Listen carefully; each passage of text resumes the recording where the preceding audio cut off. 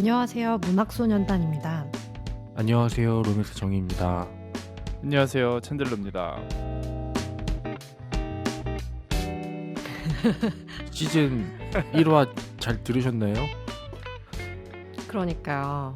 네. 아니 저희가 네. 마침 구해증명을 읽었는데 댓글에 비누유님이 또 구해증명을 읽고 뭐 눈물을 참지 못했다는 댓글을 저희가 봐버렸습니다. 예. 네. 시점이 죄송해요. 헷갈리시겠지만 예. 저희가 지금 녹음하고 있는 날짜 기준으로 저희 첫 번째 방송 업로드는 되지 않았고 지금 9월 1일입니다. 그렇죠. 9월 1일. 예. 업로드는 되지 않았고 저희는 그냥 세이브 차원에서 2화를 녹음하려고 하고 있고 비니유님은 댓글을 달아주셨고 좀 민망한 상황이죠. 저희가 업로드할 것의 내용을 저희는 미리 알고 있으니까 뭔가 그래서 뭐 조금 다듬어 보려고요. 아직 수정할 수 있는 기회는 있으니까요. 네. 예. 이 두 번째 책도 과연 그럴지 기대를 하면서 저희 네. 오늘 읽은 책은 뭔가요? 시즌 8의 2화는 흐르는 강물처럼입니다. 셸리 리드의 소설입니다. 네. 첫 번째로 셸리 리드라는 작가는요, 콜로라도 주민으로 엘크 산맥에 있는 집에서 가족과 함께 살고 있습니다. 그러니까 여기 소설에 등장하는 배경하고 일치하는 곳에서 생활을 하시고 계시고요. 웨스턴 콜로라도 대학교에서 30년 가까이 학생들에게 글쓰기, 문학, 환경연구 이런 거 가르치셨다고 합니다. 특이하죠? 환경연구가 여기에 같이 껴있다는 게. 네, 환경 및 지속 가능성에 대한 전공 과목을 창설을 하시고 그 다음에 이주 1세대 및 위기 학생을 위한 지원 프로그램을 만들어서 운영을 하고 계시다고 합니다. 공동체에 대한 애정이 상당히 있으신 분이시고 환경에 대한 관심 이런 게 있으신 분이신 것 같아요. 놀랍게도 흐르는 강물처럼이 데뷔작입니다. 데뷔작이 너무 잘 됐어요. 네, 미국에서도 이거 몇 살 때 좀 쓰신 거지? 57에 쓰셨대요. 57. 57. 네. 네. 그래서 너무 완성형으로 데뷔를 하신 것 같아요. 본인이 또 글을 쓰는 법을, 작법을 가르치시다 보니까 그런 뭐랄까 미완의 작품을 내실 용기를 못 내셨던 걸까요? 아무튼 이야기로 들어가 보면은 흐르는 강물처럼의 주인공은 빅토리아 넷이라는 소녀입니다. 이 소녀는 1948년 미국 콜로라도주 서부의 거니슨각 자락의 아이올라 한 복숭아 농장에서 자랐습니다. 원래는 이 복숭아 농장에서 엄마, 아빠, 오빠, 동생, 이모 이렇게 6명이 화목하게 살고 있었는데요.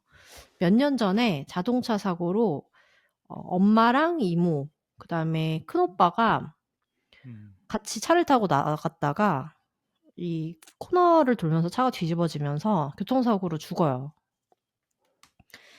그래서 그 이후에 이제 슬픔 속에서 엄마가 하던 역할을 물려받아가지고 집안일하고 밥하고 이런 거 하면서 그리고 집이 복숭아 농장을 하니까 복숭아 수확을 도우면서 남은 가족들, 아버지, 남동생, 그리고 전장에서 돌아온 이모부가 새로 등장하는데 그 이모부랑 넷이서 얌전하고 착실하게 살아가고 있습니다. 근데 문제는 그 남은 남동생 하나가 원래부터 이게 태어났을 때부터 원래 매우 난폭하고 싸가지가 없어요. 진짜. 그래서 아예 그렇게 나와요. 이 빅토리아라는 인물이 남을 나쁘게 묘사하는 일이 잘 없는데 위아래를 모른다. 뭐 이런 얘기를 그냥 막 하거든요. 큰오빠랑 누나인 빅토리아가 좀 뭐랄까 오냐오냐 했던 것도 있고 네. 원래 호전적인 것도 있고 네. 그래서 근데 그 남동생으로부터 항상 빅토리아를 지켜주던 상냥하고 든든한 캣오빠가 있었는데 사고로 죽었으니까 이 남동생인 세스가 자라면서 더 거칠게 행동해요. 왜냐면은 이제 사춘기를 맞을 테고 덩치는 커지고 이러니까 이제 완전 막 나가는 거예요. 진짜 위아래도 없고 통제가 되지 않는 남동생을 빅토리아가 약간 항상 이렇게 두려워요. 그렇게 사는데 한편 빅토리아가 어느 날 시내에 나갔다가 윌슨 문이라는 아메리카 원주민 출신 소년하고 마주칩니다. 네, 윌슨은 외적으로도 되게 멋지고요. 그리고 성격도 온화하고 되게 현명한 어떤 거의 성인 군자처럼 그려집니다. 되게 막 약간 어느 정도냐면 막 그 아메리카 원주민 특유의 어떤 영적인 능력이 있는 것처럼 그려지기도 하거든요. 네, 그래서 어떻게 되겠습니까? 사랑에 빠지겠죠. 사랑에 빠지고 이 시대가 서부 개척 시대로부터 얼마 지나지 않은 비교적 1940년대 후반, 1948년서부터 이제 소설이 시작되죠. 네, 48년이기 때문에 아메리카 원주민, 그러니까 인디안이라고 이제부터 할 건데 이분들을 사람으로 대하지 않고 굉장히 천대하고 이유 없이 괴롭혀요. 미국 사회의 일원으로 인정하지 않기 때문에 이 사람들을 죽여도 법의 적용을 받지 못한다고 하더라고요. 예. 그래서 윌이 어디서 왔는지 정확히 끝까지 밝히지는 않지만 윌에 대해서 아무것도 모르면서 윌을 그냥 그 아메리카 원주민을 얕잡아서 이르는 말을 인전이라고 하는데 인존놈 새끼, 뭐 인전 새끼 막 이런 말로 부르면서 정당한 값을 지불하고 막 숙박시설에 묵는데 갑자기 중간에 쫓아내고요. 그리고 막 결국에는 뭐 그런 식으로 막 하다가 도둑이라는 누명을 씌웁니다. 그래서 수배자로 만듭니다. 그 서부 영화 옛날에 보면은 그 그림으로 이렇게 그려져가지고 현상금 묻고 네, 이렇게. 현상금 묻고 그렇게 됩니다. 그래가지고 윌은 동네보다 더 위에 있는 고산지대에 올라가서 사람이 다니지 않는 높은 산자락에 블루크릭이라는 데에 작은 막사를 지어가지고 뭐 자의반 타의반 숨어 지내게 되는 거죠. 다른 동네로 그래가지고 이 빅토리아가 도망가라고 해요. 가라고 너무 괴롭히니까 사람들이. 그러니까 윌은 빅토리아한테 어딜 가나 저런 사람들이 있다. 그 말도 좀 슬퍼요. 그죠? 맞아요. 네. 밤하늘의 별처럼 많다. 이렇게 얘기할 정도거든요. 그래서 도망치지 않고 나는 흐르는 강물처럼 살겠다. 그렇게 대답합니다. 빅토리아의 가족들도 그 별만큼 많은 사람들 중에 대다수였기 때문에 빅토리아는 네. 당연히 몰래 연애, 그렇죠. 밤에 몰래 나가거나 아니면은 이제 이때만 하더라도 뭐 농장 일이 우선 그러니까 주된 수입원인 동네였으니까 뭐 옆집에 뭐 일 도와주러 간다 하면은 그때 몰래 나와가지고 만나러 가고. 네. 사람들 눈을 피해서 산데이트. 산데이트 하고요. 네, 복숭아 농장 아래 숨어가지고 데이트를 하면서 사랑을 키우게 됩니다. 근데 어느 날 한 달 가까이 윌이 연락이 안 돼요. 사라져요. 시내에 나갔다가 동네 아저씨들이 하는 말을 듣고 윌이 자신의 남동생 세스랑 그 패거리 중에 하나인 다른 남자에 의해서 너무 끔찍하게 살해당했다는 이야기를 들어요. 너무 충격적이겠죠. 자기의 남자친구가 그렇게 죽었다는 걸 듣게 되니까. 그래서 그 순간 거기서 기절을 합니다. 기절했다가 이제 어찌저찌 집으로 돌아와서 뭐 말도 못하고 막 그쵸, 혼자 뭐. 힘들게 막 끙끙 앓면서 지내요. 근데 배가 점점 불러오는 거죠. 그래서 안 되겠다. 이거 윌의 아이를 내가 임신한 것 같다. 그래서 막 층층 싸매고 이제 지내다가 배가 이제 숨길 수가 없을 지경에 이르렀을 때는 메모만 남기고 짐을 챙겨가지고 그 윌이 지내던 깊은 산골짜기의 산막으로 들어갑니다. 산에서 작은 텃밭 일구어서 이제 농작물 같은 것도 작지만 해보고 산딸기 따먹고 송어 잡아서 구워 먹고 이렇게 살면서 겨울을 버팁니다. 그래서 결국 아기를 낳아요. 여름에. 봄하고 여름쯤? 그 그쵸. 사이에 3월인가? 3월인가 예. 4월쯤 집을 나가가지고 여름에 나왔죠. 한 6월이었나? 예. 예. 그래서 근데 문제는 겨울을 잘 보냈는데도 6월에 이 고산지대 산골짜기다 보니까 이 12월이라고 해도 믿을 만한 추위가 찾아옵니다. 갑자기 눈이 60cm가 쌓여요. 그래가지고 이것 때문에 작물이 다 얼어 죽고 너무 배고픈 거예요. 얼마나 배가 고팠는지 막 흙을 파먹을 정도로 굶주린 상태가 됩니다. 그래서 피쩍 말라가지고 애기랑 죽기 직전에 이제 가니까 결국에 애를 들쳐업고 산을 내려옵니다.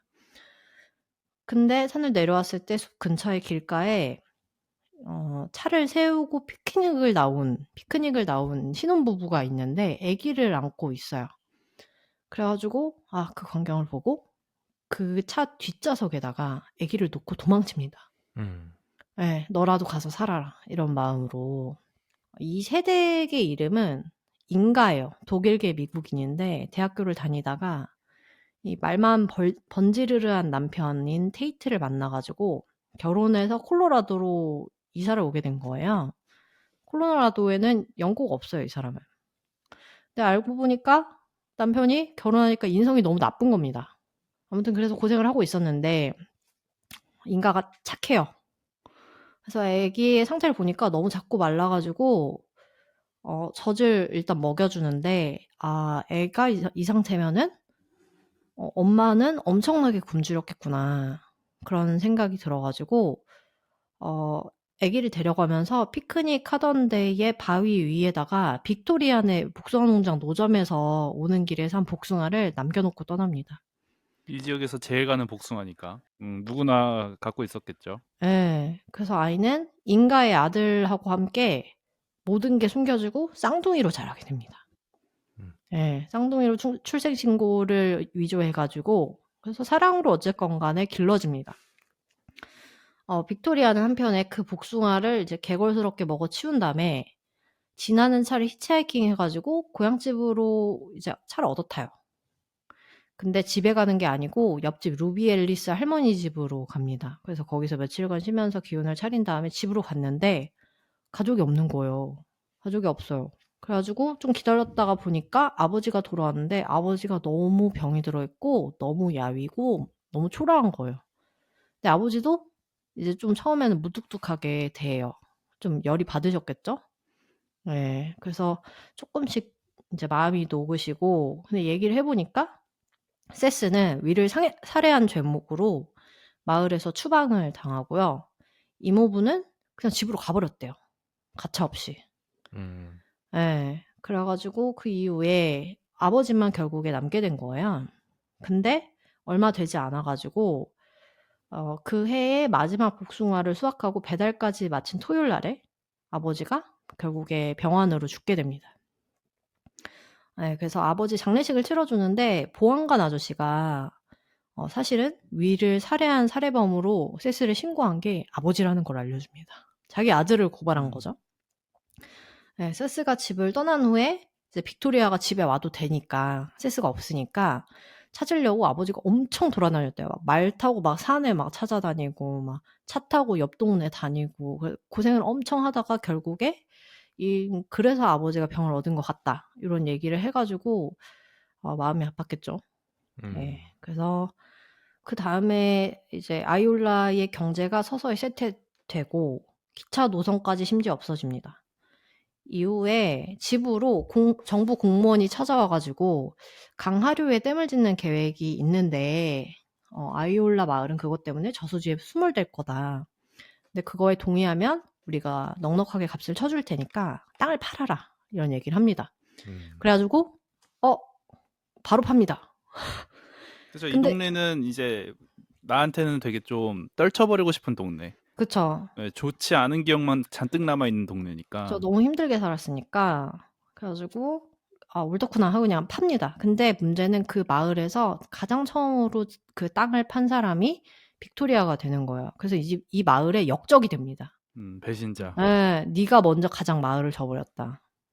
너 때문이다. 이제 복숭아도 안 팔려. 네, 복숭아도 안 사주고 심지어는 뭐 어디 사러 가도 인사도 안 해주고요. 사람들이 뭐 없는 사람 취급을 할 정도가 됩니다. 근데 토지보호 상금을 받았으니까 빅토리아는 다른 동네에 농장을 사가지고 여기가 같은 강자락이기는 한데 웨스트 엘크 산맥 거기 너머에 이제 버려진 사과 관수한 땅이 있었대요. 거기를 근처 대학교의 식물학자인 그릴리 박사가 도와줘가지고 거기를 사가지고 이주를 하게 됩니다. 길죠. 근데 그 이후에 뭐 어찌저찌 잘 돼가지고 아이를 차에 놓고 도망친 지가 20년이 되었을 때 인가가 거기에다가 남긴 편지를 받고 빅토리아와 이 베이비 블루 애기 루카스는 재회하게 됩니다. 루카스도 또 나름대로의 슬픈 사연이 있기는 한데 얘기가 기니까 한번 읽어보시길 바랍니다. 네. 네. 사실상 뭐 해피엔딩이라고 네, 봐도 해피엔딩이죠. 되겠죠. 네. 네. 이 책 읽어. 마라. 다음 코너는 이 책을 읽어야 할지 말아야 할지 이야기해보는 이 책 읽어마라 코너입니다. 읽어야 하는 이유에는 챈들러님, 네, 챈들러입니다. 읽지 말아야 하는 이유는 로맨스정님이 해주시겠습니다. 네. 먼저 읽어야 할 첫 번째 이유입니다. 뭐 개인차가 있겠지만 저는 말이죠. 이 한 430쪽 남짓되는 이 책을 정말 금방 읽었습니다. 얼마나 날짜로만 걸리셨죠? 따지면 한 3일 안에 읽었어요. 네. 아니 저도 너무 신기한 경험이었습니다. 이게 그러니까 애초에 셸리 리드가 너무 잘 썼는지 번역가가 번역을 기똥차게 했는지 아니면 이게 정말 제 스타일에 그리워서 그랬는지 뭐 다였을 수도 있겠지만 그러니까 뭐랄까 페이지 터너라는 말을 하잖아요. 근데 보통 페이지 터너라 하면 이제 정말 훅훅 넘어간다.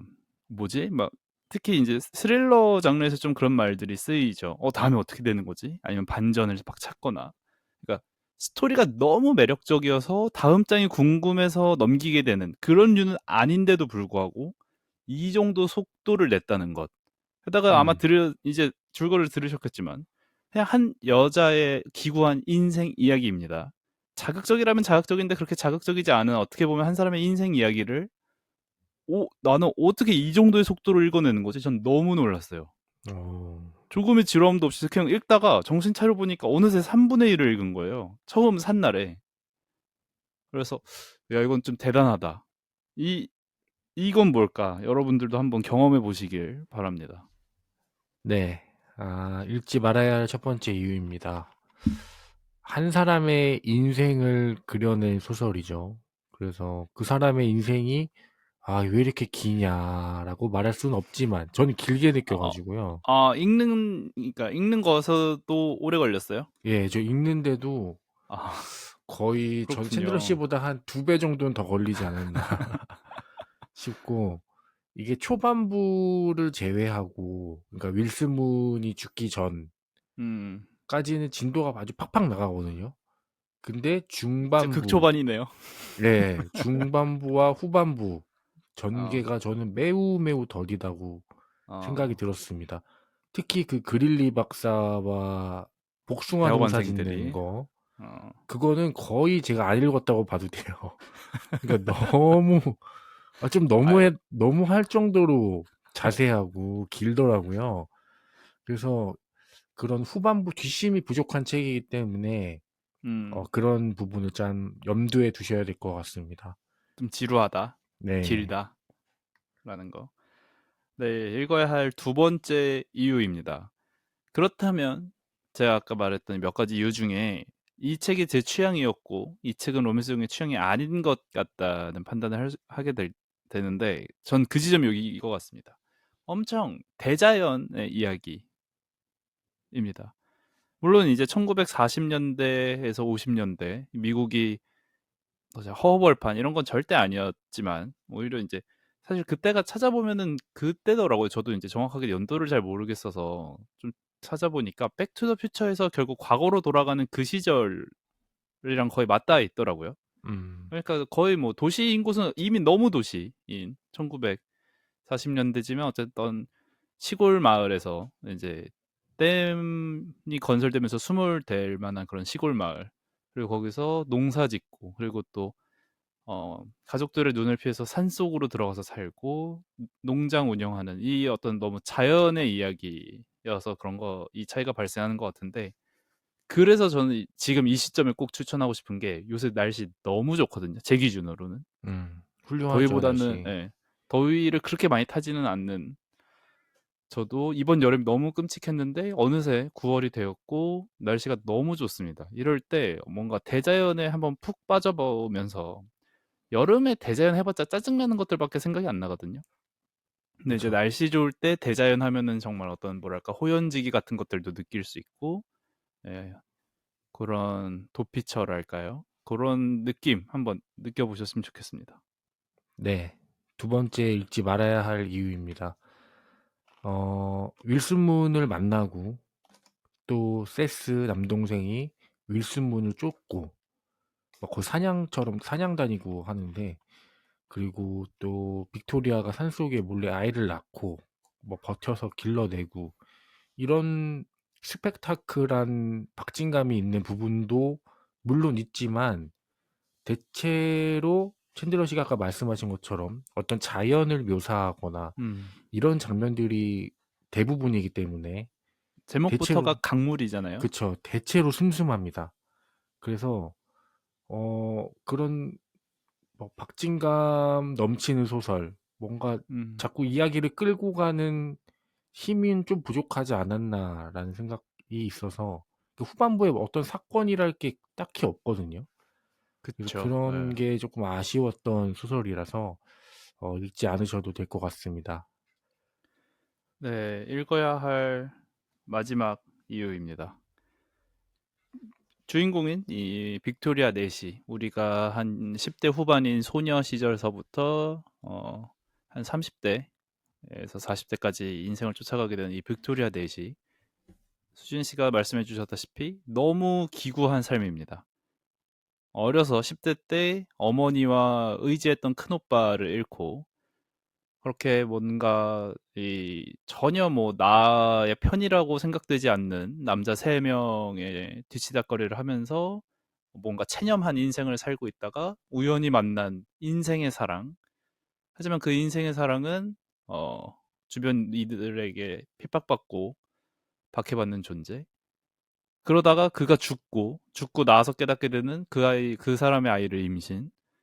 이걸 또 밝힐 수 없어서 산골로 몰래 들어가서 우여곡절 속에 혼자 낳고 이 아이를 또 기를 수가 없어서 어떻게든 살리고자 하는 마음에 어떤 다른 부부에게 버리고 도망쳐서 돌아왔는데 이제 또 고향은 뭐 그렇게 막 뭐 마음에 드는 고향은 아닐지라도 고향은 또 물에 잠기고 어떻게든 복숭아 나무만 살려서 또 이주해 나가든 어떻게 보면 정말 스스로의 인생을 저주할 수 있을 법한 사람의 이야기인데 결국 여러분들 끝까지 읽어내고 난다면 알게 되는 정서는 이 사람이 자기의 인생을 저주하지 않는다는 겁니다. 어떻게 이런 인생인데 나의 인생을 그럼에도 불구하고 사랑할 수 있는 거지? 여기서 이제 또 제목이 힌트를 주기도 하죠. 흐르는 강물처럼. 네. 이런 어떤 좀 숭고한 정서를 읽다 보면 자연스럽게 마음이 훈훈해지는 어떤 큰 정말 강물 같은 에너지를 느낄 수 있거든요. 그렇기 때문에 꼭 읽어보셨으면 좋겠습니다. 네, 마지막 읽지 말아야 하는 이유입니다. 이 책은 제가 싫어하는 찬사로 시작합니다. 뭐 어디 그렇죠. 이동진의 파이아키아 뭐 올해 한 권, 아니 별 그건 이제 띠지를 가득하고, 떠나서 네, 미국 책들의 특징인지 모르겠는데 심어져 있어요. 아주 책 뗄 수도 속에 한 없게. 4페이지를 할애해 가며 어떤 책의 저자, 뭐 워싱턴 포스트 어쩌고 저쩌고 그쵸. 저쩌고. 그리고 특히나 제목이 아예 그냥 흐르는 강물처럼 쏟아진 찬사들. 이런 거는 저는 차라리 다 읽고 나서 후반부에 배치를 했으면은, 아, 내가 이렇게 다른 사람들도 좋다는 책을 좋게 읽었구나, 뭐 이렇게 생각할 것 같은데, 이게 앞부분에 이렇게 때려 박아 놓으니까 약간 거부감이 들더라고요. 아니 번역은 진짜 잘한 것 같은데 편집이 전 예, 편집이나 구성면에선 저도 진짜 좀 뭐랄까 좀 촌스럽달까? 그쵸. 찬사들로 시작하고 마지막에 이제 그냥 보통 을에 있는 그냥 작가의 말 뒤로 뭔가 생각해 볼 만한 것들 이런 것들. 그러니까요. 예. 거기서 좀 기함을 하긴 했는데. 독자들을 위한 독서 모임 그죠. 가이드. 독서모임 가이드가 들어있어요. 그게 좀 신기하지 않아요? 어, 그거를 네. 작가가 쓴 거는 아닐 것 같은데. 이거는 분명 편집 네, 출판사에서 앞뒤로 한 그죠? 거겠죠. 네, 예. 화산 앞뒤로 책방에서. 건드린 것 같아요. 이게 진짜 작가, 좀 네. 안타깝긴 합니다. 제가 그쵸. 작가였으면 못하게 했을 것 같은데. 아니, 그런 걸 왜 넣지? 좀 그쵸. 놀랬어요. 또 이 책이 주는 교훈, 흐르는 강물처럼 살아라. 약간 이게 저는 아프니까 청춘이다. 뭐 거울 흔들리지 좋은 않고 피는 말이다. 꽃이 어디 있으랴. 뭐 이런 느낌이랄까요. 또 그런 거 안 좋아하시는 분들이 또 계시거든요. 그래서 그런 분들은 좀 안 맞을 것 같고, 또 약간 뻔하다고 해야 될까요? 뻔한 미국 가족 영화, 미나리 느낌이랄까요? 그런 결말이기 때문에 살짝 진부합니다. 그래서 그런 거 별로 안 좋아하시는 분들은 읽지 않으셔도 될 것 같습니다. 네, 이런 책 흐르는 강물처럼 수진 씨는 어떻게 읽었나요? 저는 미국의 현지 출판사가 가제가 노래하는 곳을 이을 명작이라고 했다고 첫 번째에 나옵니다. 이 책에 아까 말씀하신 그 앞부분에 나오는데 두 작품 모두 결이 비슷해가지고 무슨 말인지는 알 것 같아요.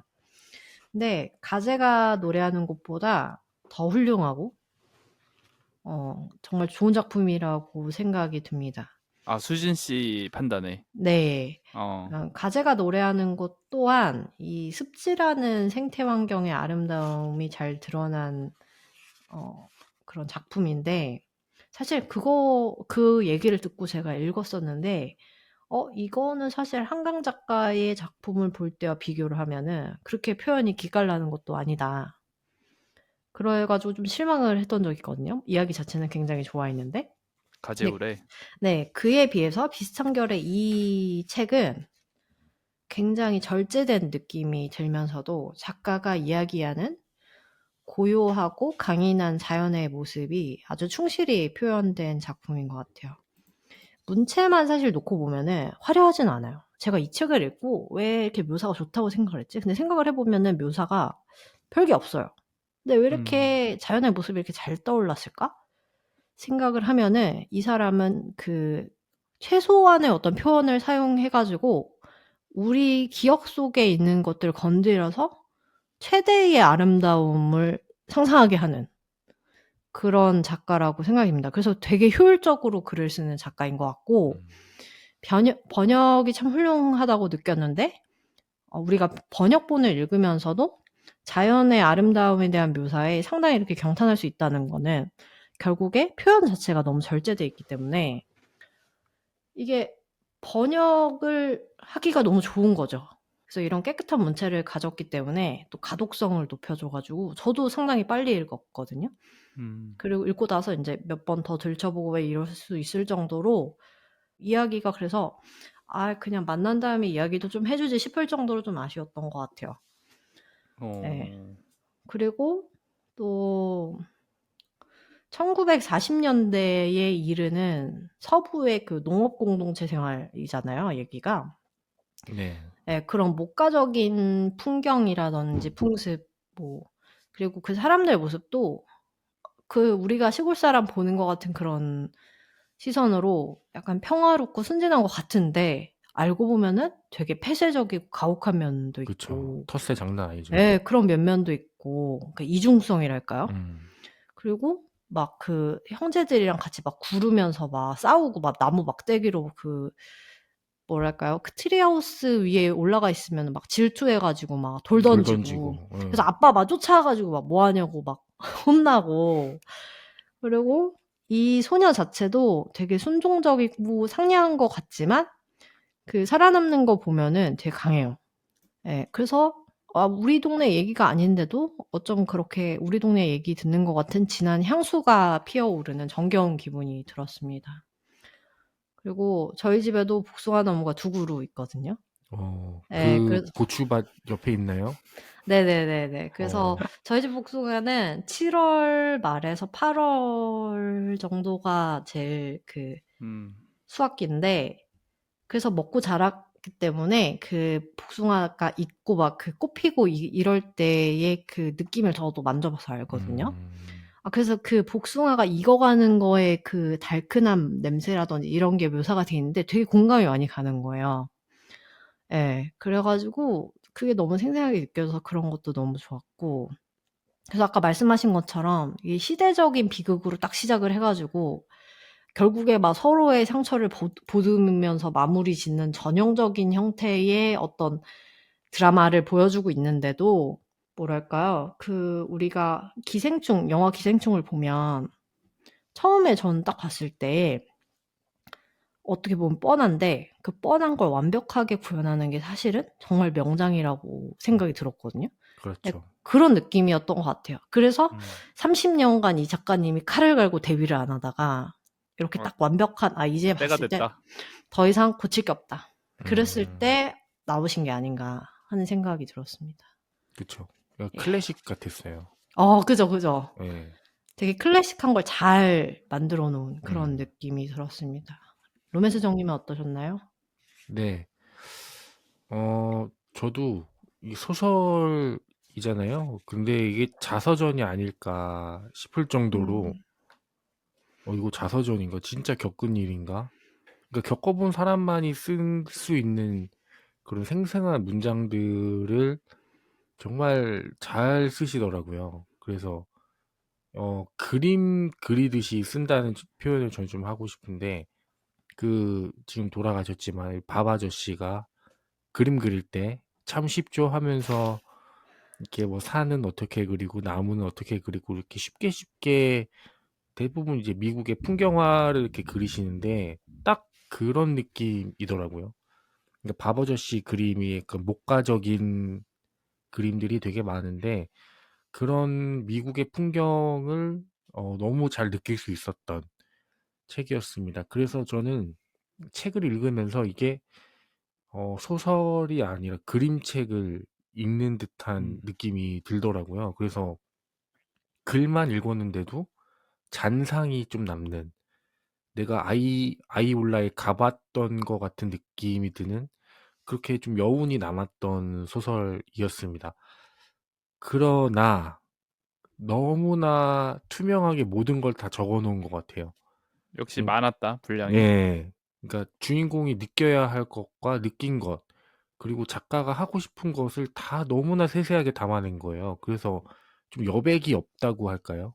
음. 그래서 그게 조금 저는 별로라고 생각이 들었고, 또 전개상 그 한 챕터마다 보면은 이렇게 자신에게 무슨 일이 일어날지 알고 있는 그 주인공들의 말들이 있잖아요.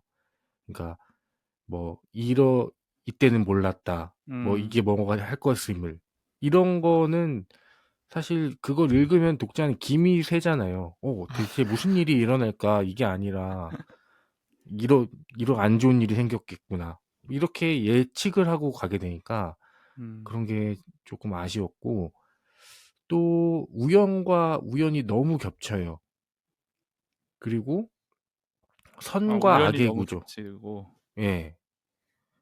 선과 악의 구조가 너무 이렇게 명확하잖아요. 뭐 여성, 뭐 인디언, 뭐 남성, 뭐 자동차, 뭐 이런 것들. 뭐 이런 이분법으로 나눌 수 있는 이런 캐릭터적으로 나눈 게 조금 자기적이었다. 그리고 또 빅토리아를 제외하고 너무 다른 주변 인물들이 너무 평면적이라고 음. 저는 생각이 들었어요.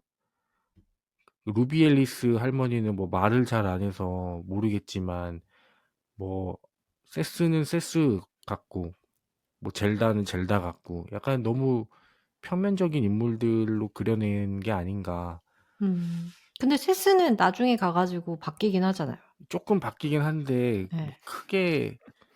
그나마 입체적인 게 예, 세스밖에 없는 것 같긴 그쵸. 하네요. 예, 예. 주변에는 그냥 한결같은 사람들만 음. 있었던 것 같은 그런 느낌이 들었고, 또 자꾸 저번에 그 구해증명 때도 저희가 뭐 20대인데 이게 무슨 말이 되는 사랑이냐 뭐 이런 얘기를 했었는데 이 빅토리아 17살이고 윌슨 문의 나이도 17살인가요? 네, 그쯤이었던 걸로 네, 기억합니다. 그 처음에 등장했을 언저리인데. 때. 예. 근데 이 뭐 윌슨 문이 뭐 어디서 도망치고 이렇게 뭐 산전수전 겪은 느낌이긴 하지만 음, 너무 인격적으로 수인 씨가 말씀하신 것처럼 너무 성숙하고 좋은 사람으로 그 묘사를 하잖아요. 근데 저는 그게 그렇게까지 느껴지진 않았거든요. 어쩐 느껴지지 되게 않았다라는 건, 너무 그냥 그 지극히 평범한 한 남자하고 음, 그냥 그 성욕의 눈이 같이 멀어서 음. 막 그렇게 돌아다니고 막 이런 것들. 근데 어떻게 보면은 그 약간 심각한 부분도 있다고 생각이 들었어요. 윌슨 문이라는 사람을 빅토리가 처음 보고 끝까지 사랑을 하고 뭐 그런 빅토리아의 것들. 자서전이니까 뭐. 그쵸, 네, 그쵸. 그럴 수 예. 있는데 17살 소녀의 눈에는 그 사람이 어디서 신이죠. 왔는지 모르는 진짜 신처럼 느껴졌을 수도 음, 있을 것 같아요. 근데 예. 또 제가 제 17살을 생각해 보게 되니까 또 그렇게 느껴지더라고요. 그래서 아, 참 어떻게 그렇게 진짜 길 가다가 한번 돌아본 사람한테 사랑에 빠져가지고 그렇게 할 수 있는지. 그쵸, 로맨스 정은 서든 A롱을 갈기고 있을 때. 아, 그럼요. 저 서든어택 한참 할 때 이 빅토리아는 벌써 출산까지 마쳤는데 뭐 그런 부분도 저는 조금 개연성이 부족했다라고 생각이 들었고 또 아까도 말씀드렸지만 그 그릴리인가요? 그 교수님과 복숭아 농사 짓는 장면을 또 언급하게 되지만 대각선 읽기로 거의 스킵했다고 봐도 돼요. 아, 이거는 진짜요? 줄거리 전개에 하등 도움이 안 돼요. 전 사실 그게 되게 아, 재밌었거든요. 그런가요? 복숭아 농장주로서 또 네. 수인 씨가 느낀 바가 네. 있으셨나 보네요. 그래서 인연을 나무를 쉬게 하기 위해서 나무가 꽃을 피웠을 때 꽃을 다 잘라버리잖아요. 네. 일부러. 네. 그래서 근데 복숭아 농사를 실제로 지어도 크고 좋은 과일을 얻기 위해서는 한 거의 나무가 꽃이 피고 열매가 이만큼 정말 작게 열렸을 때 거의 한 70에서 80% 정도는 다 가위로 잘라버리거든요. 그래야지 어. 더 실한 그래야 놈이 네, 나오고. 실하고 그리고 나무한테도 우리가 적으니까. 그래서 그런 얘기를 계속 하니까 그지 이러면서 한국의 빅토리아네. 그래서 계속 그런 생각을 하면서 저는 되게 재밌었거든요. 예, 저는 막 진짜 토질 얘기 나오고 반대였네요. 네. 이러면서. 예. 아니, 로맨스 정은 원래 자연 얘기를 별로 안 좋아하잖아요. 예, 그런 네. 것 같아요. 저 비윌더 자연 대 버스도 별로 안 도시 좋아했고 하면 압도적으로 도시고. 저는 무조건 도시죠. 수진 씨는요? 원래 자연에 관한 컨텐츠나 이야기들을 좋아하시나요? 좋아하는 것 같아요. 제가 이런 얘기를 좋아했던 게 지금 떠올랐던 게 뭐 스토너 이런 것도 사람에 관한 얘기긴 하지만 처음에 농사 짓는 얘기가 나오고 그리고 그 뭐였더라? 저번에 그 뭐였죠? 세관찰하는 이야기 그거. 네네네. 그것도 있고 세관찰이 그건가? 로맨스 정이 극혐했던 책. 저번 시즌에 그 이름이 뭐였죠? 그러니까 새들이 모조리 사라진다면 이거 말하는 게 아니죠. 맞아요. 새들이 맞아요. 모두 사라진다면. 네, 이거 세관찰하는 그 소설. 네. 로맨스 정이 비윌더 극혐했던. 버스. 네. 그래가지고 네. 그래서 그 같은 맥락으로 그래서 제가 막 서핑도 좋아하고 그러는 것 같거든요. 네, 자연의 일부로 돌아가는 느낌을 상당히 좋아하는 것 같아요. 네. 아, 저는 그런 부분들이 네. 좀 지금 마음이 조급한데 뒷 자꾸 얘기가 뜬구름 궁금한데 잡는 얘기하는 네. 게 지금 여기서 이렇게 시간을 끈다고? 살짝 짜증까지 나더라고요. 지금 몇 장을 넘겨야지 복숭아가 끝나는 거야 이러면서. 저 완전 만끽하고 있었거든요. 그런 걸. 사람 얘기할 때 막 실눈 뜨고 보고 그래 말하면서 보고. 제가 제일 잘못 읽은 것 같네요. 네, 성향 차이가 확실히 그런 게 호불호를 타는 것 같아요. 그쵸. 확실히 이런 류의 소설들은. 이렇게 결국에는 뭐 정리를 하자면 뭐 안 좋은 얘기를 더 많이 한 것 같긴 하지만 문장이 정말 좋았어요. 그리고 특히 이 집요할이 많지. 이 복숭아도 그렇지만 또 그 외에 뭐 출산하는 장면이나 자연을 그려내는 이런 섬세한 작가의 묘사들 그 필력이 좋아가지고 마지막까지 읽어낼 수 있었지 필력이 안 좋았으면 저는 쉽게 다 읽지 못하지 않았을까라는 생각이 들었던 독서였습니다. 챈들러 씨는 어떻게 읽으셨나요? 네, 저는 전체적으로 한번 싹 읊자면 퐁당퐁당이었던 것 같습니다. 말씀드렸다시피 처음 사서 집에 가는 길에 지하철에서 읽기 시작해가지고 집에 와 도착해서 수루루 그냥 읽다 보니까 어느새 내가 3분의 1을 읽었네? 150, 160쪽을 와버린 거죠. 거기서 이제 와 미쳤다. 가책이다 가책 이거 미쳤네. 하다가 딱 그 시점 있죠? 이제 윌이래 누구야? 윌슨 문? 네. 윌슨 문 죽고 임신했고 이제 산속으로 도망쳤을 때 살짝 좀 깼어요 거기서. 뭐냐 이거? 이게 돼? 이거 너무 이거 살짝 드라마 같은데? 그쵸. 아니 그냥 그런 생각도 드는 거예요. 요새 사람들은 여름에 더워가지고 이렇게나 힘들어서 그냥 가만히만 있어도 서울 한복판에서도 하루를 살아내는 게 이렇게 힘든데 이 사람은 대자연 속에서 임신을 하고 만삭의 몸으로 먹을 것도 본인이 다 자급자족 해가면서 이걸 해? 이게 가능해? 거기다 이제 아이도 혼자 낳죠. 물론 이제 통조림 캔을 얼마나 많이 챙겨갔는지 모르겠지만 진짜로 홀홀단신으로 그냥 버려진 오두막 같은 거 하나 있는 이 야생 속에서 임산부가 그것도 10대 소녀가 살아남는 게 가능하다고? 이거 좀 너무 허구네. 거기서 살짝 좀 깼어요. 거기서 이게 진짜 좀 지어낸 이야기네라는 게 좀 느껴져가지고 그래서 잠깐 좀 다운됐다가 그래도 결국 이 친구도 결국 힘들어 하더라고요. 그래서 저는 오히려 너무 슬프긴 하지만 아이를 버릴 때 다시 또 현실 세계로 돌아왔다 하면서 좀 반가웠던 게 있고 그렇게 해서 다시 마을로 돌아와서 결국 본인의 손으로 나의 집을 팔고 동네를 이제 잠기는 것을 동의를 하고 그래도 본인이 사랑했던 단 한 가지 복숭아 나무를 다 옮겨가지고 모르는 동네에 가서 심고 하는 여기서부터 다시 또 벅차 오르는 거예요. 와 미쳤다. 여기서 주로 얘기되는 어쩌면 키워드일 수 있는 게 하나가 회복이라고 하더라고요. 네. 정말 모든 상처를 다 입고도 결국에는 회복을 해내는 어떤 사람의 이야기. 거기서 느껴지는 어떤 숭고함. 저는 그리고 두 분의 한 사이쯤 되는 것 같은데 여기서 좋았던 거와 아쉬운 점이 있다면 좋았던 거는 별로 딱히 등장인물이 등장하지 않는다는 것. 그러니까 그리니 박사도 어떻게 보면 진짜 또 너무 그냥 장치 같은 존재. 이걸 다 도와줘? 물론 이제 그러니까요. 본인이 그걸로 이제 교수직을 뭐 얻고 뭐 했다고는 하지만 어쨌건 그렇게 해서 이제 다 됐었을 때 그냥 이 사람은 혼자 계속 살잖아요.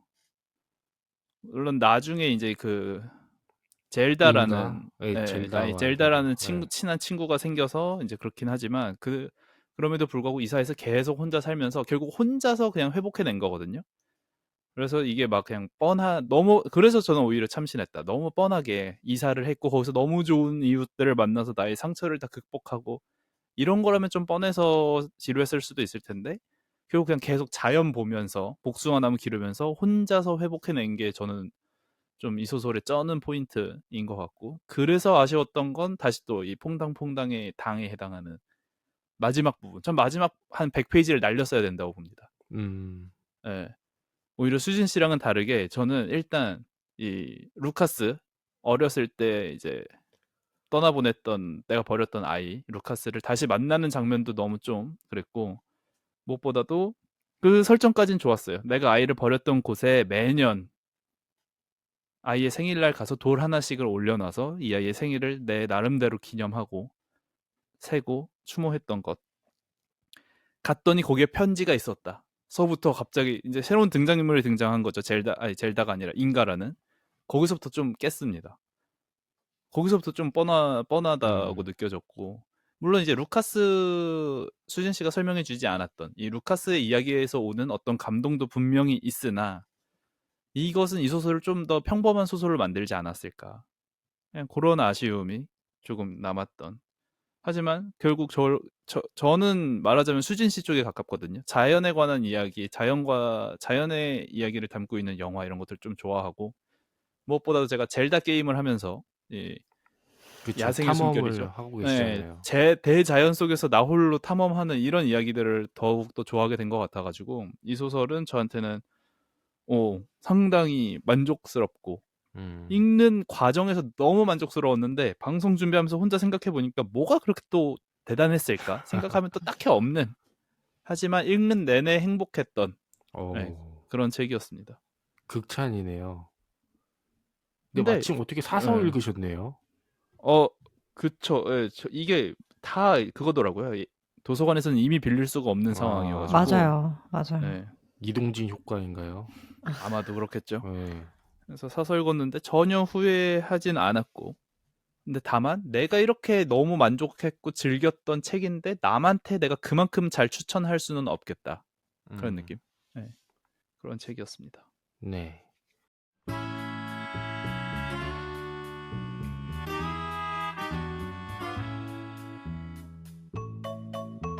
연관 검색어. 자, 오랜만에 이번 시즌 8에서도 결국 죽지 않고 부활했음을 알리는 코너, 연관 검색어. 이 책을 읽고 생각난 그 어떤 것이라도 얘기해보는, 하지만 이게 결국에는 서치의 노력을 동반해야 되기 때문에 그렇죠. 네. 많은 이들에게 외면을 받고 오늘 그냥 생략하시죠?로 대부분 편집이 되거나 사라졌던 코너지만 오늘은 돌아왔습니다. 시즌 8에서도 결국 살아남은 코너 뭐는 앤 뭐만. 오늘 수진 씨의 연관 검색어가 있다고. 네. 제가 이거를 선정을 한 게, 제가 일단 선정한 연관 검색어는 파라마운트 플러스의 자체 제작 미드인 1883인데요. 근데 이 드라마가 이 스핀오프예요. 스핀오프라고요? 네, 어떤 스핀오프예요. 것의 스핀오프죠? 옐로스톤이라는 드라마의 스핀오프예요. 다 안 봤는데. 네, 근데 옐로스톤의 전해 때, 그러니까 조상님 때를 이야기하는 스핀오프인데, 저는 사실 옐로스톤 제대로 안 봤는데 1883은 예전에 티빙에서 파라마운트 플러스관이 있을 때 너무 재밌게 봤거든요. 티빙이 맞는지 기억이 잘 안 나는데 아무튼. 근데 제가 이거를 보면서 안타까웠던 점은 그 아메리칸 인디언들을 차별하는 장면들이 엄청나게 많이 나오면서 이 사람들이 왜 이렇게까지 인디언들을 싫어할까? 그러니까 그런 막 그냥 조금 괴롭히고 막 이런 수준이 아니잖아요. 린치를 하는 수준이라서 막 학살하고 제노사이드 급이어서 이런 게 좀 설명이 부족할 수 있겠다 싶었는데, 사실 그 스핀오프 드라마인 1883을 보면은 서부개척 시대, 그러니까 1883년의 이야기가 있거든요. 근데 서부개척 시대에 그 인디언들이랑 막 총 쏘고 싸우고 이런 장면이 그쵸. 나오는데, 그 진짜 슬프고 감동적인 포인트들이 이 인디언들의 어떤 그 청년계층이랄까요? 그 사람들이랑 그 서부개척을 하던 그 유럽 출신 백인들 사이에서 막 싸우다가도 정분이 나요. 그래서 애들끼리 막 서로 눈이 맞는 거예요. 그래서 막 서로 죽고 죽이고 하다가 서로의 그 너무 사랑하는 연인을 죽이게 되고 이런 내용들이 나오거든요. 네, 그래서 어떤 대척이 있었길래 서로를 이렇게까지 싫어하게 됐나, 그런 게 의문이 생기시면은 요 1883을 한번 찾아보시면 좋을 것 같습니다. 이것도 리뷰가 어딘가 있을 거예요. 네, 한번 유튜브에 찾아보셔도 상당히 재밌게 볼 수 있습니다. 너무 절절해가지고 제가 기억에 상당히 많이 남거든요. 네, 그렇습니다. 이게 답니다. 네. 네, 뭐 본격적으로 이 말은 뭐 할 필요가 없지만 이제 얘기를 좀 나눠보면 좋겠는데, 이 흐르는 강물처럼 이라는 제목은 윌의 그런 생활 방식이죠. 사고 방식이자 뭐 그렇게 얘기하는 건데, 저는 이 흐르는 강물처럼 살아라, 이게 별로? 과연 좋은 건가? 라는 생각이 들었거든요. 어떤 점에서요? 뭔가 흐르는 강물처럼 그 대세에 따라라, 그 시류에 맡기고 그냥 뭐 가는 대로 가지 뭐. 흘러가는 대로 뭐 받아들이면 된다. 나의 음. 이런 힘듦, 고통 어차피 다 흘러가고 시간은 흐르는 거기 때문에 뭐 그대로 살다 보면 왜냐면 나쁜 사람들은 하늘에 별처럼 많은데 너가 어찌 하겠느냐. 좀 체념의 정서가 싫은 건가요? 그렇죠. 예, 네. 그런 게 좀 싫더라고요. 어떻게 보면 어, 그렇게 얘기하는 것도 되게 당사자한테는 폭력적이라고 느껴지니까 야, 음, 너 힘든 거 알겠는데 그냥 흐르는 대로 살아. 그 순리대로 살아라. 야, 아, 어차피 시간이 맞아요. 지나면 다 어, 잊혀져. 이렇게 너무 그냥 편하게 말하는 거 아닌가? 예. 라는 생각이 들긴 했거든요. 예. 여러분들은 어떠셨나요? 그게 진짜 힘든 일을 겪고 있을 때 저도 그런 적 있거든요. 진짜 인생에서 가장 힘든 일을 겪고 있는데 누가 그러는 거야. "다 지나가." 이러는 거야. 음, 지나가겠냐? 진짜 너무 짜증났던 적이 있거든요. 진짜. 그쵸. 진짜 그런 말들이 진짜 간혹 가슴에 맺힐 수 음, 있는데 근데 제가 생각했던 거는 그런 패배적인 어떤 표현이 아니고 제가 그전에 소설 스토너를 좋아했던 이유랑 되게 맞닿아 있는 것 같아요. 그 스토너가 자기의 인생에서 벌어진 일들에 대해서 원망하지 않고 남 탓하지 않고 예, 그냥 음, 받아들이는 태도로 살거든요, 담담하게. 보면은 음. 이 주인공도 되게 긍정적이에요. 제가 음, 놀랬던 게 그렇죠. 아니 그 뭐랄까 긍정적일 수도 있고 일단 네. 뭐랄까 내구성이 개쩔어요. 그래서 내구성이 좋죠. 그러니까 그 기본적인 사고 체계가 진짜 제가 놀랬던 포인트가 제 기준 76페이지인데 물론 어머니가 살아계셨더라도 내 편을 들어줬을지는 모르겠다. 그러나 어머니를 잃은 딸이 누릴 수 있는 이점을 하나만 꼽으라면 실제로는 음, 어땠을지 모르지만 머릿속에서만큼은 어머니를 확고한 내 편으로 만들 수 있다는 것이다. 음, 예. 그날 밤 내가 위례 품에 안길 수 있도록 어머니가 두 팔을 활짝 벌리고 강인하게 서서 휘몰아치는 홍수를 막아주는 꿈을 꾸었다. 그러니까 대박이에요. 그러니까 진짜 이거는 럭키비키 장원영적 사고를 넘어서 가지고 진짜 정신승리로는 정말 누가 이길 수 없을 정도가 진짜 되는 정말 긍정적인 사람이거든요. 아, 어, 인생 이렇게 살아야 그런 풍파도 다 이겨낼 수 있지 않을까. 음, 에휴, 대박이에요, 주인공이. 어떠세요? 그 챈들러님은? 저는 일단 이 강물 쪽으로 가면 다 웬만해선 좋아하는 편이고 로맨스 형이 말한 지점은 공감합니다. 이 체념 그러니까 왜냐면 뭐 강물이야 뭐 강물에 쓰레기 던져도 티 안 나고 다 품어줄 수 있고 이제 그런 친구니까 가능한 거지. 사람 보고 강물처럼 살라 그러면 그게 뭐 진짜 뭐 바보 호구 하나 만드는 일일 수도 있으니까. 근데 물론 이제 그러니까 어떻게 받아들이느냐의 차이인데 이 소설을 읽고는 그 생각이 들지 않았던 건 뭐냐면 일단 이 빅토리아는 체념 그러니까 이 소설이 말하고 있는 건 체념은 아닌 것 같아서 오히려 체념하고 살다가 엄마 역할 그냥 내가 하면 되지 하면서 그냥 이 집안일은 모두 다 내 것이겠지 하면서 살다가 뭔가 동생한테도 지는 게 맞겠지라고 하면서 살다가 어느 순간 총도 한번 들어보고 그리고 그냥 가출도 한번 해보고 딴 어거지도 한번 걸어보고 그리고 사실 뭐 제가 좋아하는 부분은 아니지만 이 루카스를 키웠던 인가의 시점에서 한 챕터가 서술될 때 그때도 뭔가 남편한테 맨날 뭔가 좀 당하고 사는 느낌으로 나오다가 결국에는 이제 두 아들을 키워내고 어떤 비극적인 일이 있었다고 했었을 때 뭐 이혼을 했다라고 하는 지점들 그러니까 체념과는 좀 거리가 멀어서 나쁘지는 않았던 것 같고 저는 그 지점이 유독 강물이나 이런 자연 얘기를 할 때 저한테 큰 위로를 주는 것 같습니다. 그냥 진짜 좀 내구도 만빵인 느낌. 음. 강물처럼 살아다는 진짜 일비하지 마라라는 느낌처럼 저한테 다가오기 때문에 음. 저는 이제 내구성이 매우 낮고 음, 너무 개복치 멘탈이기 때문에 조그만 일에도 흔들리니까 이런 말들은 저한테는 위로로 다가오는 것 같습니다.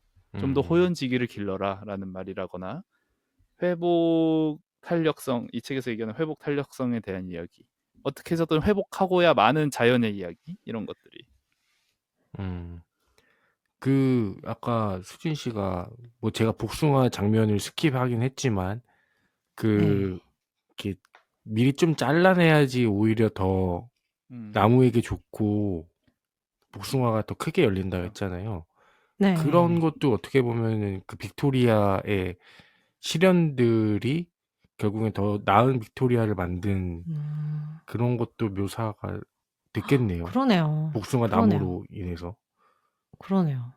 오. 그렇죠. 복숭아가 이 소설의 꽃이죠. 네, 그쵸. 그쵸. 예. 주인공 그 자체인 것 같기도 하고. 그, 오죽했으면 수진 씨가 네. 프롤로그에서도 얘기했던 그 아름다운 표지가 그 복숭아이고. 그러니까. 참. 또 복숭아 얘기 나와서 예. 네, 네, 해보세요. 제가 쓸데없는 소리 할 것 같아서. 아니야, 하세요. 뭐 딱복 좋아하는지 물복 좋아하는지 물어보려고 그랬거든요. 여기도 나오는데 여름의 끝쯤에 가을에 가서 거의 가을쯤 가서 나오는 거는 만생종 복숭아인데 만생종 복숭아가 우리나라에 있는 거는 대체로 조금 떫어요. 네, 그래서 덜 맛있습니다. 그래서 한 8월 초중순에 나오는 복숭아를 사 먹어야 되는데 올해는 비가 엄청 오고 갑자기 엄청 더웠잖아요. 네. 갑자기 더워져가지고 복숭아가 나무에 있는 채로 익지 않고 썩더라고요. 그러니까 끓어버리는 것 같아요. 약간 익어버리는 것 같아요. 이게. 너무 과하게 네. 열이 가해져서. 네, 그런 것 같더라고요. 쿡이 돼요, 쿡. 네. 이게 익어가는 게 아니고 진짜 그냥 바로 그렇게 돼가지고. 참. 신드론 씨 복숭아 좋아하시나요? 저 복숭아 좋아하죠. 어제도 먹었고 저는 하지만 딱복 좋아하는 편이고. 네. 저는 물복 좋아합니다. 물복. 하지만요, 여러분. 제가 그 복숭아가 두 그루 있는 집의 딸로서 맛있는 복숭아는 기본적으로 물복이 되는데 그 맛있는 복숭아가 물복으로 가기 전에 딱딱한 상태에서 먹었을 때 가장 맛있습니다. 꼬들꼬들한 그러니까 라면 같은 거네. 네, 그쵸. 약간 진짜 고무처럼 꼬들꼬들한 상태로 나오거든요. 처음에 그 나무에서 바로 따면 이게 나무에서 익은 복숭아의 맛과 익기 전에 따서 유통이 되는 중에 익은 복숭아의 맛은 차원이 다르거든요. 향이. 네. 나무에서 익는 게 당연히 좋다? 네. 완전히 달라요, 그 향이. 그래서 되실 수 있으시면 뭐 길 가다가 복숭아 농장 같은데 뭐 이렇게 휴가 때 지나다가 이렇게 들리게 된다. 그러면은 그 나무에서 바로 하나 따달라고 해가지고 서비스로 하나 드셔보세요. 진짜로 맛있습니다. 진짜 충격을 받을 정도로 맛있어요. 네, 진짜. 제가 아까 얘기하고 싶었던 게 계속 혹시 본인들이 힘들 때 보는 이 나의 멘탈의 내구성을 위해서 보는 그런 영상이라든지 아니면 비결이 있는지 그런 얘기 해보고 싶었어요. 멘탈을 지키고 싶을 때 하는 행동. 저는 회피형 인간이어가지고 그 상황에 대해서 직면하는 게 아니라 일단은 그 자리를 피하고 보는 편인 것 같아요. 그럼 그냥 해피한 나만의 영상으로 도피하는 건가요? 아니면 어디로 도피하는 건가요? 일단 뭐 여기엔 나는 없었던 거야 하는 것처럼 나는 없었고 나는 정상이고 나머지가 이상한 거다 이렇게 판단하는 경우도 있고 또 영상은 저 그 다큐 3일에 그 문학 청년을 꿈꿨던 그 선원 아저씨 아시나요? 나에게도 꿈은 있었습니다. 왜 아픈 상처에 소금 뿌리십니까? 이 아저씨. 그 아저씨 좀 대사가 술술 나오는데 그 아저씨의 영상을 보죠. 풀 영상을? 예. 그 편을? 그 편을 보고 아니면 그 아저씨가 나온 것만 보고 그걸 계속 돌려보면서 야 나는 지금 이거 하는 거 감사하게 생각해야겠다 이런 생각도 들어요. 그래도 나는 어느 정도는 제가 하고 싶었던 일을 하고 있으니까 되게 유연석 사고 같은데 그렇네요. 되게 위험하지만 아무튼 뭐 그런 게 저한테는 회피형 인간이다 보니까 그런 게 위안이 되더라고요. 그래서 뭐 정글의 법칙 이런 것도 지금 안 하긴 하지만 야 난 지금 여기 살아서 정말 다행이다 뭐 이런 생각. 어, 저보다 더 힘든 사람의 그런 걸 보는 것 같아요. 예, 그렇구나. 힘들 거라고 예측되는 사람들. 예. 챈들러님은 어떻게 하세요? 힘드실 때? 저는 네. 멍 때리는데 어, 가만히 선 저는 좀 멍 때리기를 힘들어하고 왜냐면 네. 저도 이제 주변에 사실 너무 많은 이 자극거리들이 있잖아요. 네.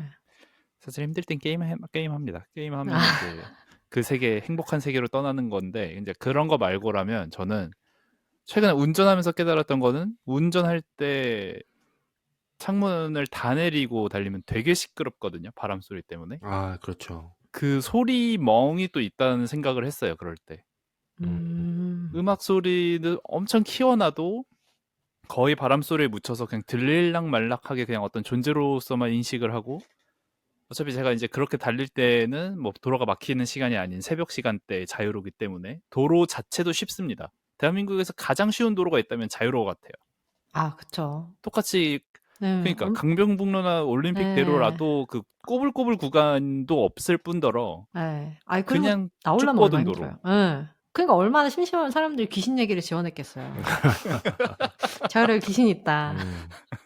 얼마나 지루했으면. 그러니까 대충 살짝 멍은 아닌데 멍 때리면서 그냥 바람 소리 따라서 그냥 기계적으로 손은 움직이고 손과 발은 움직이는 이 상태. 거기에 소리로 바바바바박 귀 때려가면서 물론 나중에 이제 늙었을 때 제 왼쪽 귀만 좀 더 안 좋겠죠.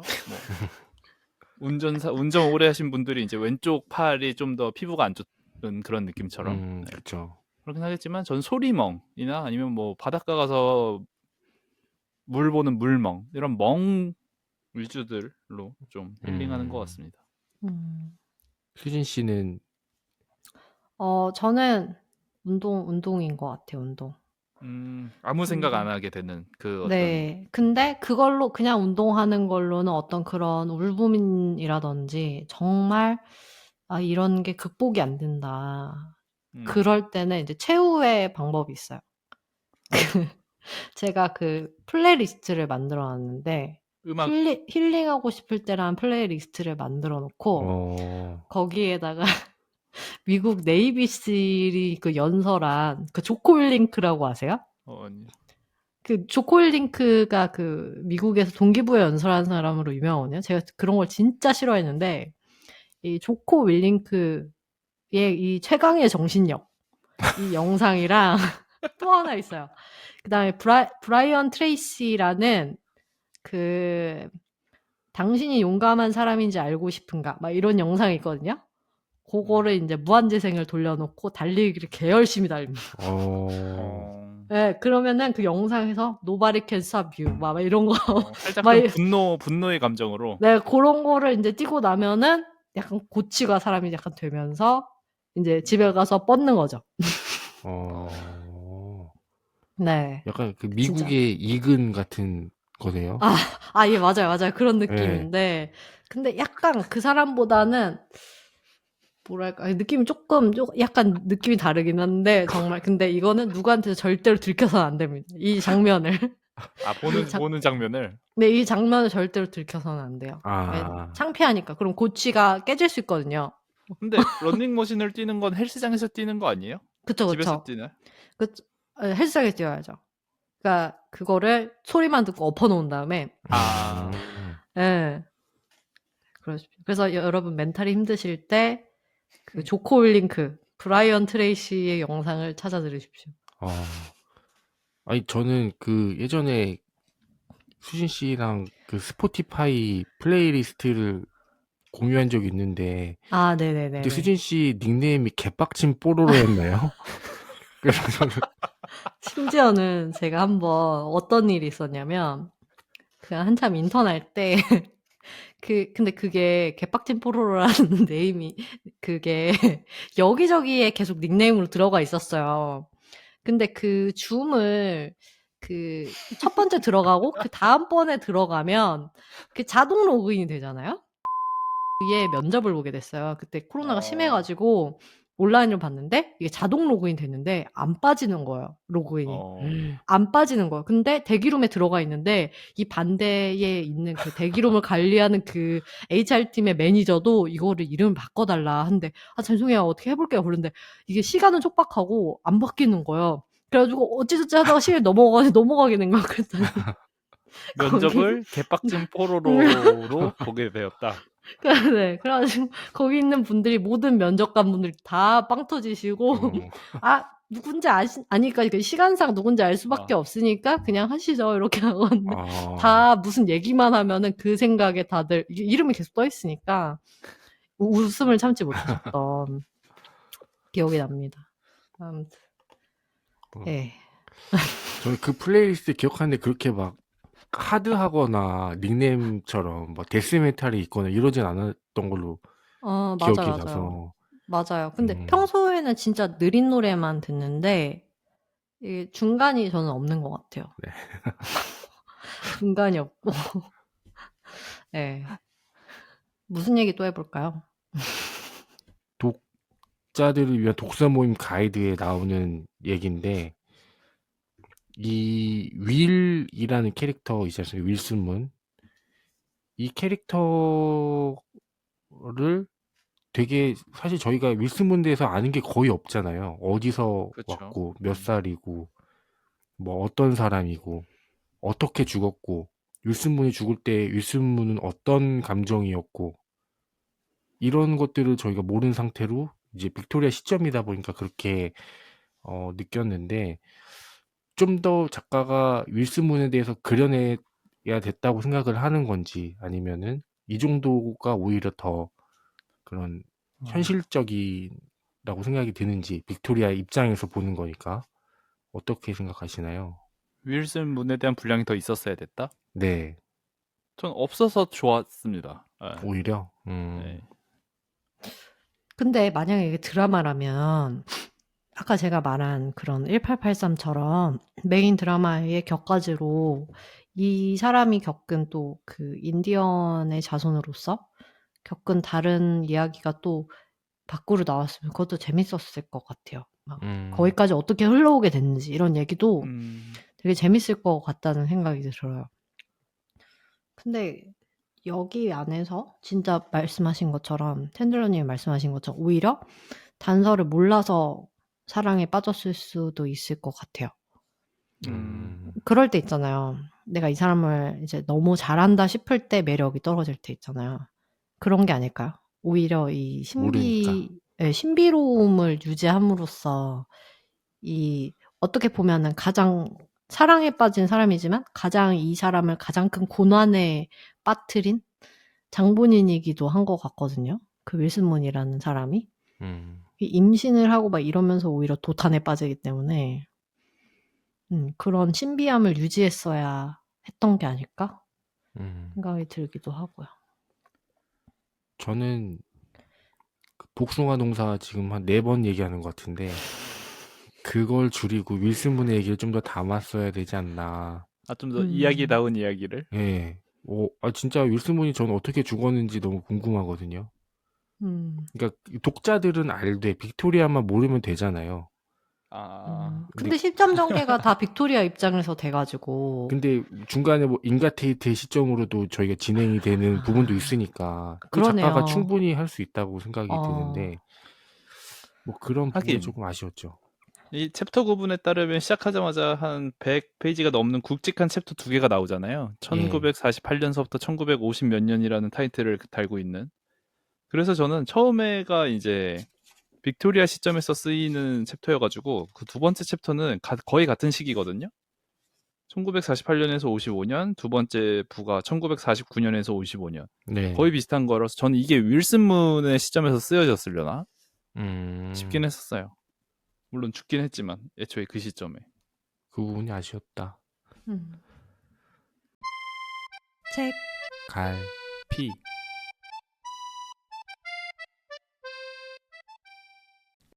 인상 깊었던 문장을 꼽아보는 책갈피 코너입니다. 먼저 저부터 말씀드릴게요. 저는 이북으로 읽었고 이런 문장입니다. 세상에는 슬픔을 넘어서는 슬픔, 펄펄 끓는 시럽처럼 아주 미세한 틈으로도 스며들어 버리는 그런 슬픔이 있다. 이런 묘사들이 참 좋더라고요. 펄펄 끓는 시럽처럼 진짜 스며드는 뜨거웠겠네. 그런 슬픔. 어떤 느낌인지 알 것 같아요. 뭐 저희 틈 같은데 뭐 돈가스 소스나 뭐 호떡 꿀 같은 거 흘리면 그 안에 스며들어서 잘 닦이지도 않잖아요.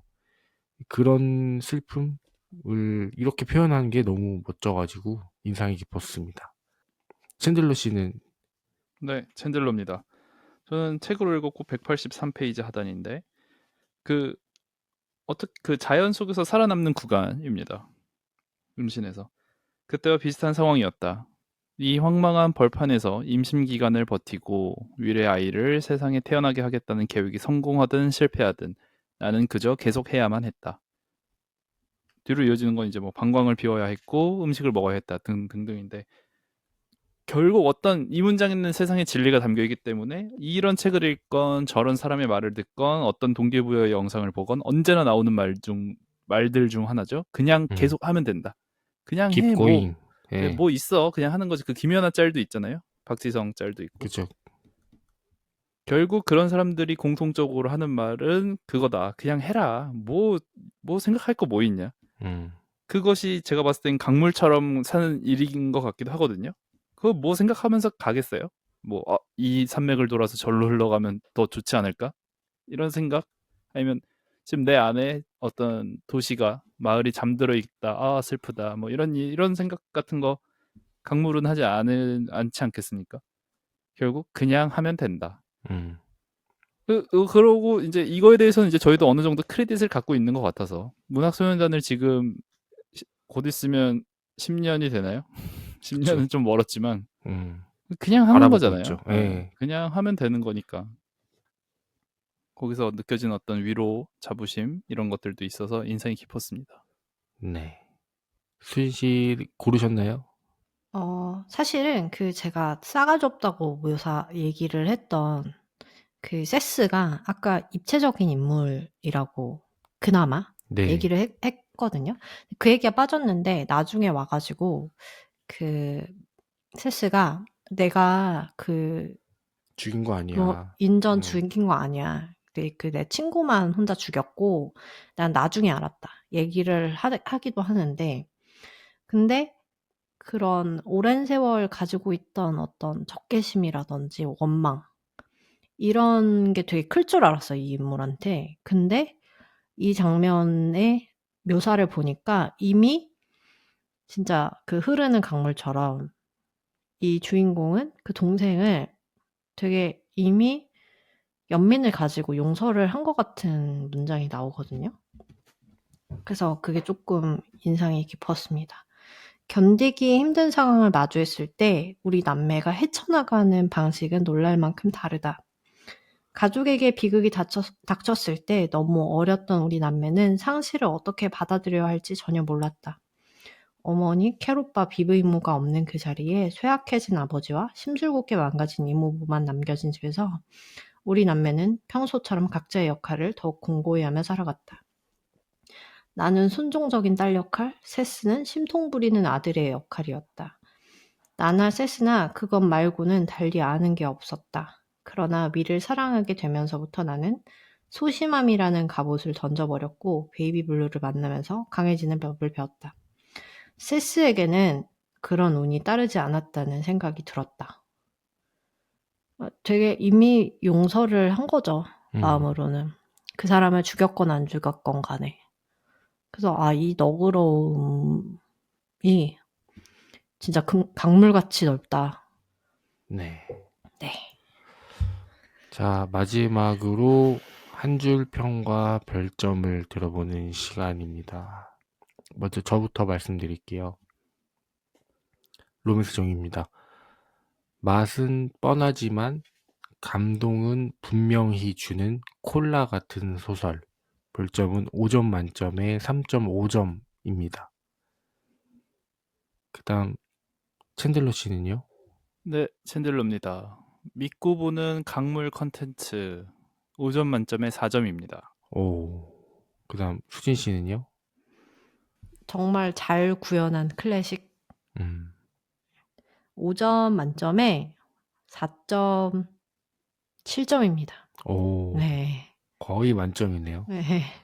0.3 깎은 건 너무 이유가 있는 것 같잖아요. 뭐 나중을 위해서 남겨두려고요. 이보다 만점은? 분명히 더 좋은 작품은 있을 것 같아요. 딱 그 정도의 이유로? 네, 그래서 0.3을 깎았습니다. 네. 네. 자, 다음 주에는 저희가 박민규 작가의 핑퐁을 읽습니다. 아직까지는 저희가 그 공지한 순서대로 가고 있어요. 그래서 박민규의 핑퐁을 읽고 한번 얘기 나눠보도록 하겠습니다. 그럼 저희 인사 나누겠습니다. 하나, 둘, 셋.